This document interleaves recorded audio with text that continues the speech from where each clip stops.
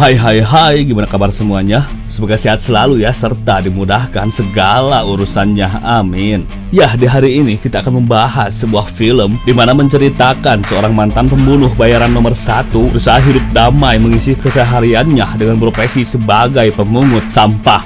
Sampai suatu ketika dia pun kembali buas, brutal, karena suatu hal yang tak bisa dia maafkan. Walaupun hal seperti ini sangatlah langka, tapi ketika film berbicara hal yang tak mungkin jadi mungkin, yang nggak mungkin jadi mungkin, yang tidak mungkin jadi mungkin, tanpa banyak basa dan basi, mari kita gaskan!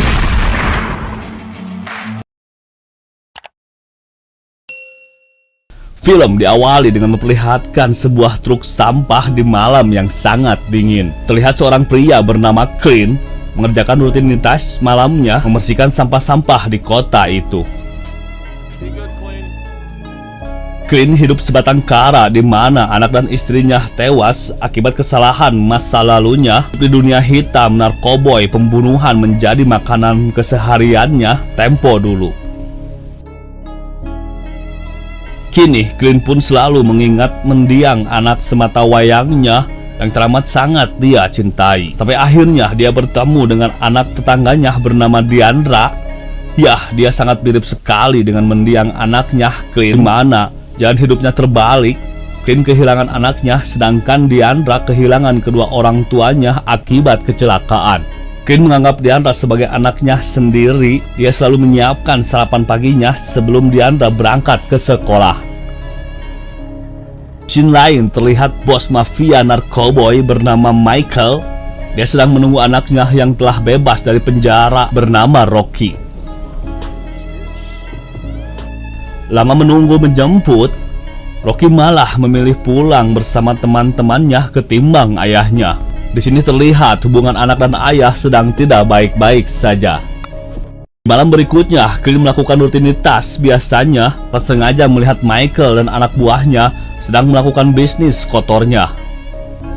Dengan sikap dinginnya, Clint acuhkan memilih tidak memperdulikan kegiatan mereka dengan pura-pura tidak mengetahuinya. Keesokan harinya, Clint mengantarkan Diandra ke sekolah. Di dalam mobil, Diandra menanyakan keberadaan keluarga Clint. Dia pun hanya menjawab keluarganya sudah lama meninggal. Di scene lain, Michael menyuruh anaknya mengeluarkan narkoba yang diimport dari mafia China. Michael pun merasa kecewa karena jumlah narkoba yang dikirimnya tidak sesuai dengan apa yang dia bayar. Sepertinya COD-nya sangat merugikan sekali. Di pagi yang sangat cerah, Clint membawakan sepeda untuk Diandra agar pergi ke sekolah, tidak berjalan kaki lagi karena cukup lumayan jauh jarak rumah dari ke sekolahnya. Di sana terlihat neneknya Diandra menghampiri Clint dan menanyakan kenapa Clint sangat peduli sekali memperhatikan Diandra. Clint pun menjawab semua yang dilakukannya pada Diandra semata-mata untuk mengenang mendiang anaknya yang sudah lama meninggal.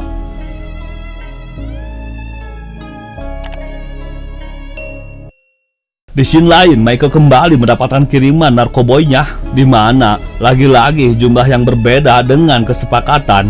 Michael pun murka akhirnya menghabisi kurir pengiriman narkoboy itu. Di malam yang sangat dingin, Clint menemukan sebuah box yang berlumuran darah di tempat sampah. Secara bersamaan terlihat Michael di belakangnya.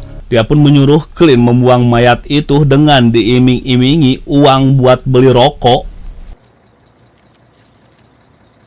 Di sini Clint menolaknya dan dia pun pergi meninggalkan sampah-sampah itu.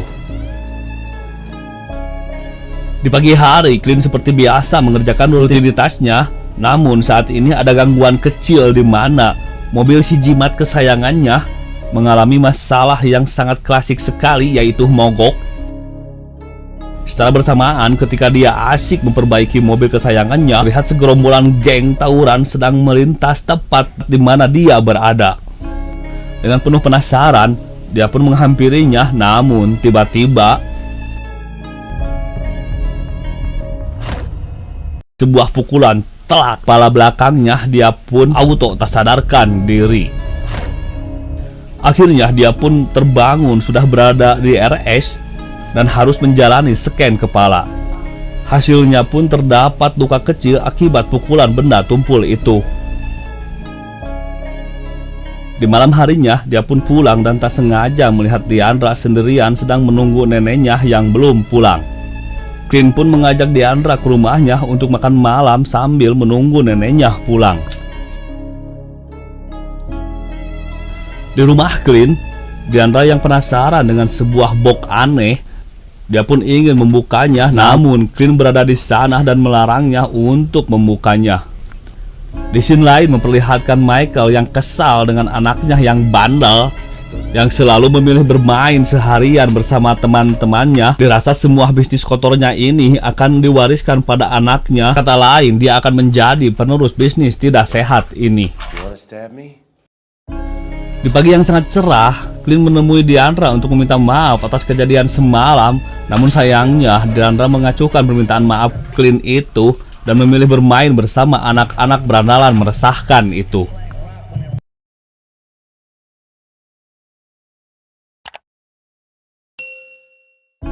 Pada malamnya, Clint yang tak sengaja melihat sepeda Diandra parkir di markas berandalan itu.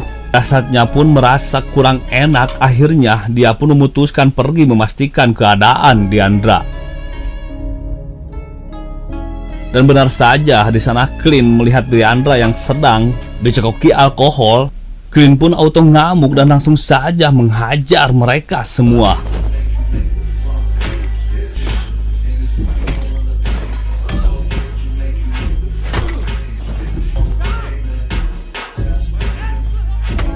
Ya, sialnya di antara yang dihajar terdapat Rocky, yang dimana dia adalah anak kesayangan Michael, sang bos mafia kota itu.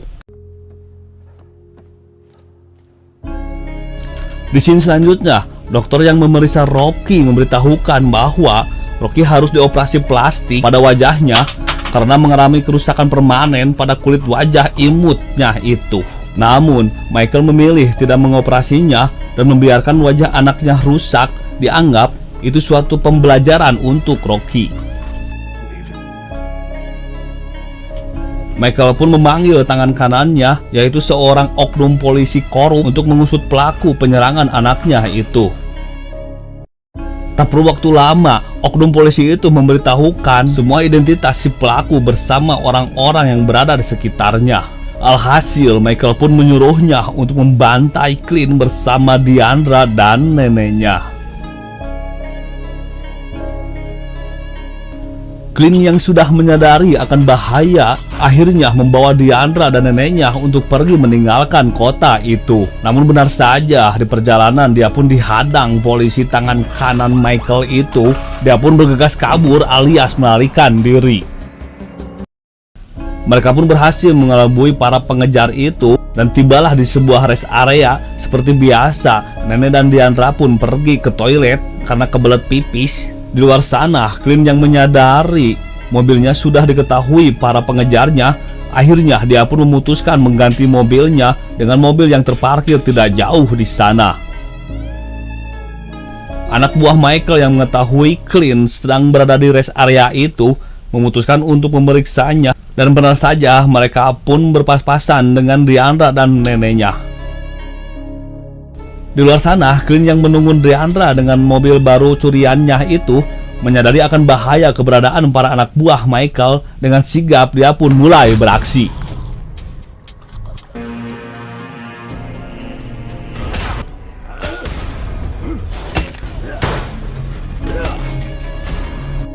Clint yang berhasil menyelamatkan diri dari tragedi itu membawa Diandra dan neneknya ke sebuah hotel di mana teringat akan masa lalunya, kehilangan anak kesayangannya, dan dia pun berjanji akan melindungi mereka berdua walaupun harus nyawa menjadi taruhannya.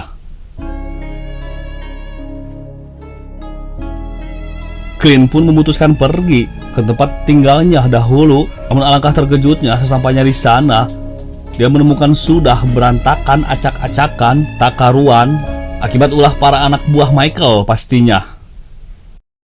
Keesokan harinya, dia pun menemui teman lamanya dan membeli beberapa senjata untuk perang jarak dekat pastinya. Di scene lain, oknum polisi itu memberitahukan sebenarnya Clint pada Michael. Ya, Clint adalah seorang pembunuh bayaran yang handal, yang sangat disegani di dunia kill-mengkill. yang teramat bahaya mempunyai julukan Sang Malaikat Maut.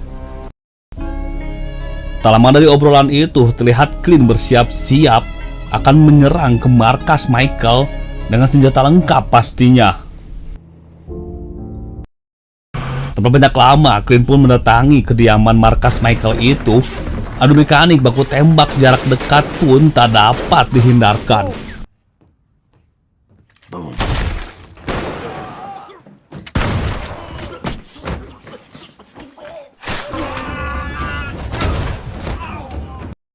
Ya, akhirnya Clint yang mulai kecapean ditambah luka tembak yang dideritanya dimanfaatkan oleh Michael untuk menyerang Clint, sampai akhirnya ketika Clint akan menghabisi Michael, terlihat Rocky, anak buah Michael, keluar sambil menodongkan pistol. Michael pun tersenyum dirasa waktu yang tepat saat dibutuhkan, Rocky pun tiba. Namun sayang sekali Rocky memilih menembak ayahnya sendiri.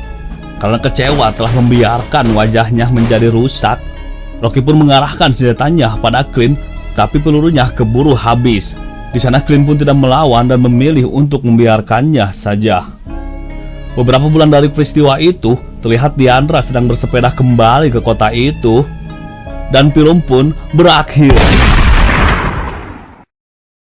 Ya, film yang sangat menegangkan walaupun ceritanya sangat simpel, namun cukup menarik dan layak untuk ditonton.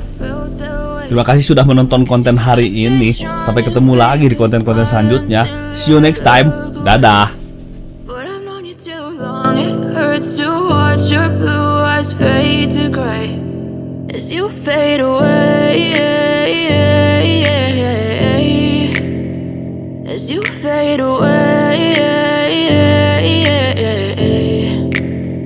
Yeah, I'm about to fade away, 'cause every time I wake up